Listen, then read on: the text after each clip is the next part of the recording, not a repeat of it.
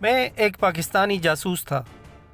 آج کی کہانی کی طرف بڑھنے سے پہلے آپ سے گزارش ہے کہ ہمارے چینل کو سبسکرائب کریں اور بیل آئیکن دبائیں تاکہ ہماری نئے آنے والی ویڈیوز کا نوٹیفیکیشن آپ کو بر وقت مل سکے۔ تو چلیے چلتے ہیں سٹوری کی طرف۔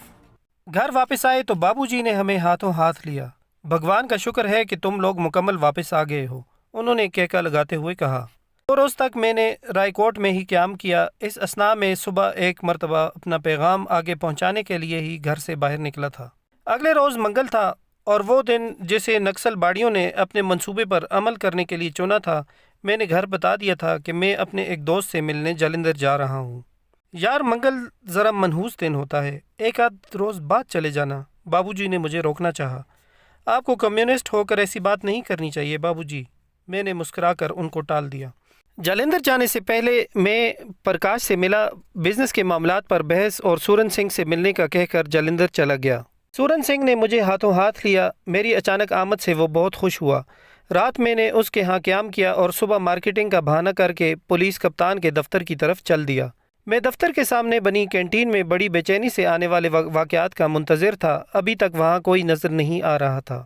پھر میں اچانک چونک پڑا۔ مجھے امریک سنگھ کینٹین کے ایک کونے میں جہاں خاصا رش تھا کھڑا نظر آیا۔ اسی اثناء میں پولیس کپتان کی جیپ بھی آتی دکھائی دی۔ امریک سنگھ آہستہ آہستہ کینٹین کی دوسری طرف کھسک رہا تھا جہاں سے جیپ کو گزرنا تھا۔ میری دل کی دھڑکنیں بے قابو ہوتی جا رہی تھیں۔ اچانک مجھے اپنی دھڑکنیں رکتی محسوس ہوئیں۔ ایک پولیس تھانے دار امریک سنگھ کی طرف بڑھ رہا تھا۔ شاید اس نے امریک کو پہچان لیا تھا کیونکہ اکثر پنجاب کے پولیس افسران اسے جانتے تھے۔ تھانے دار کو اس کی وہاں موجودگی نے مشکوک کر دیا تھا۔ گو کہ ان دنوں امریک سنگھ کو آزادی میسر تھی، پھر بھی تھانے دار نے اپنا شک رفع کرنا ضروری جانا۔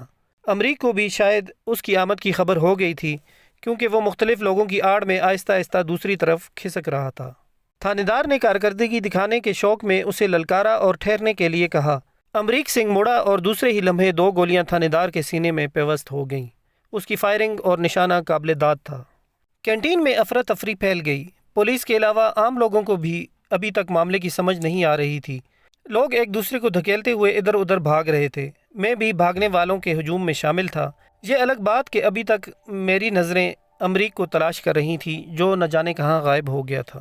پولیس کپتان ابھی جیپ کے نزدیک ہی پہنچا تھا اور معاملے کو سمجھنے کی کوشش کر رہا تھا کہ کینٹین کے ایک کونے میں ایک میز کی آڑ میں چھپا امریک سنگھ باہر نکلا۔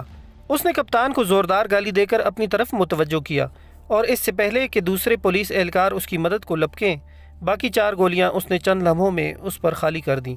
پولیس کپتان الٹ کر دوسری طرف جا گرا۔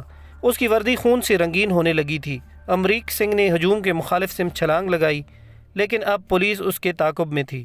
ابھی بمشکل اس نے کچہری کا دروازہ ہی عبور کیا تھا جب بھاگتے ہوئے اس پر فائرنگ کرنے والے ایک حوالدار کی گولی اس کی پسلی میں لگی۔ امریک سنگھ تڑپ کر دوسری طرف جا گرا لیکن چند ہی سیکنڈ بعد اٹھا اور اس کا ہاتھ اپنے کپڑوں میں چھپی ہوئی کوئی چیز ٹٹولنے لگا۔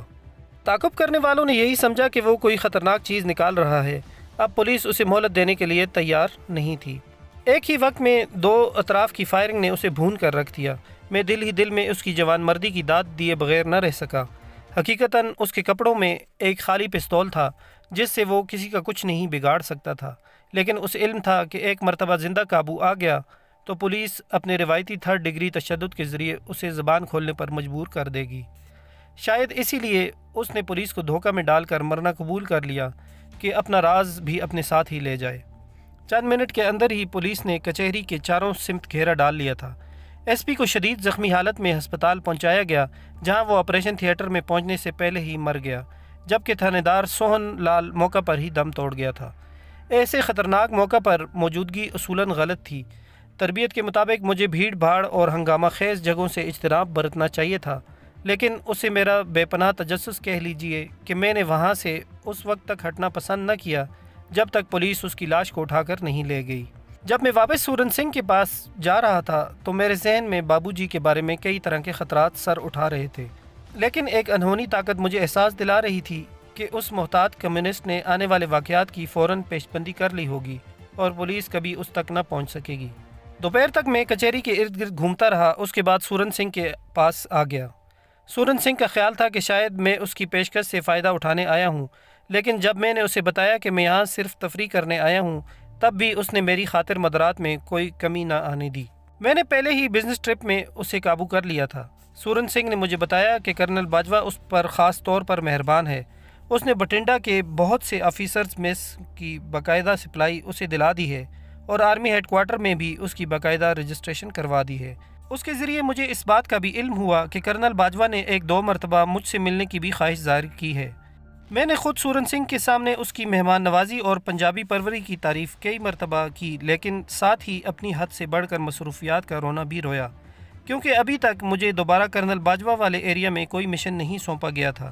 سورن سنگھ نے ایک مرتبہ پھر مجھے اچھی خاصی تنخواہ اور بہت سارے الاؤنسز کی پیشکش کی، لیکن میں نے اسے بتایا کہ نوکر مالک کے رشتے میں دوستی نام کی کوئی چیز باقی نہیں رہ جاتی، صرف اطاعت ہی اطاعت رہ جاتی ہے، اور میں اسے اپنا دوست بنانا چاہتا ہوں۔ میں اس کی فرم کے لیے بطور کمیشن ایجنٹ کام کرنے کے لیے ہر وقت تیار ہوں۔ جیسے ہی کوئی آرڈر ملا میں اپنی کمیشن کھری کر لوں گا۔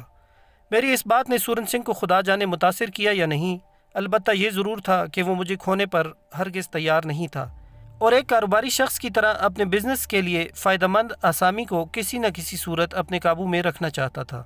اگلے روز تک میں اس کی مہمان نوازی سے لطف اندوز ہوتا رہا۔ پھر میں واپس لدھیانہ آ گیا۔ لدھیانہ میں پرکاش کی زبانی علم ہوا کہ بابو جی کو پولیس پکڑ کر لے گئی ہے۔ میرے ذہن میں بہت سے خدشات نے سر اٹھایا۔ اگر انہیں پولیس کپتان کے قتل کے جرم میں پکڑا گیا ہے تو معاملہ واقعی خطرناک ہے، ورنہ صورتحال اتنی خراب نہیں۔ پرکاش کے ساتھ میں فوراً رائے کوٹ پہنچا۔ سارے گھر والے پریشان تھے۔ میں نے انہیں حوصلہ دیا۔ بابو جی ابھی تک رائے کوٹ پولیس اسٹیشن میں ہی تھے۔ یہ سن کر میری جان میں جان آئی کہ انہیں محض اندیشہ نقص امن کے تحت پولیس نے حراست میں لے لیا تھا، کیونکہ ان دنوں کمیونسٹ پارٹی سارے بھارت میں ملک گیر پیمانے پر ہڑتالوں کا پروگرام بنا رہی تھی، اور کانگریس جمہوریت نواز حکومت نے آنے والے حالات سے نمٹنے کے لیے تمام صوبوں کو کمیونسٹ اے اور بی کلاس لیڈرشپ کی گرفتاری کے احکامات جاری کر دیے تھے۔ میرے ذہن میں جس بات کا کھٹکا تھا وہ صورتحال نہیں تھی۔ بابو جی کی سیاسی بصیرت کو میں داد دیے بغیر نہ رہ سکا۔ جس روز پولیس کپتان کو قتل ہونا تھا، عین اس روز الصبح وہ طے شدہ پروگرام کے مطابق گرفتار ہو گئے تھے۔ یہ بات ان کے لیے کچھ مشکل بھی نہیں تھی۔ سی آئی ڈی والے ان سرگرمیوں پر پہلے ہی نظر رکھے ہوئے تھے۔ انہوں نے اس روز رات کو ایک جلسے میں دھواں دھار تقریر کر دی اور صبح دھر لیے گئے۔ اس طرح انہوں نے خوبصورت چال چل کر جالندھر والے قتل میں اپنے ملوث ہونے کے امکانات ہی ختم کر دیے تھے۔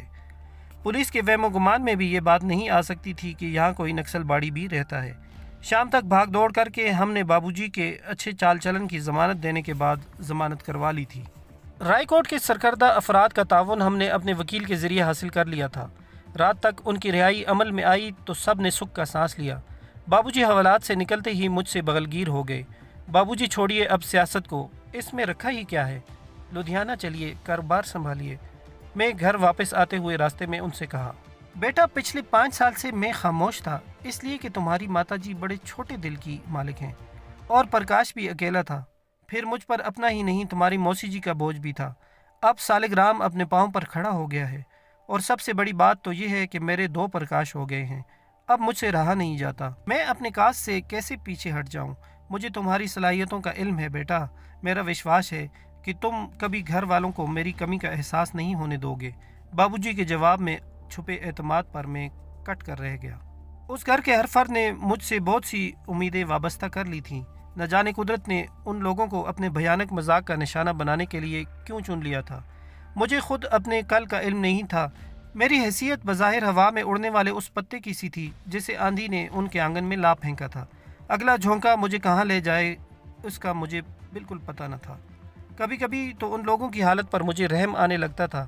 اس وقت میرا دل چاہتا تھا کہ یہاں سے بھاگ جاؤں، کہیں اور پناہ لے لوں، کوئی اور سیف ہاؤس بنا لوں۔ ممکن ہے اس مرحلے پر میری جدائی ان پر زیادہ شاق نہ گزرے، لیکن وہ عظیم جذبہ جو میرے وجود میں کار فرما تھا ان جذبوں پر غالب آ جاتا۔ میری ٹریننگ کا تقاضا تھا کہ میں یہاں جمع رہوں، ایسی محفوظ پناہ گاہ جانے پھر میسر ہو کہ نہ ہو۔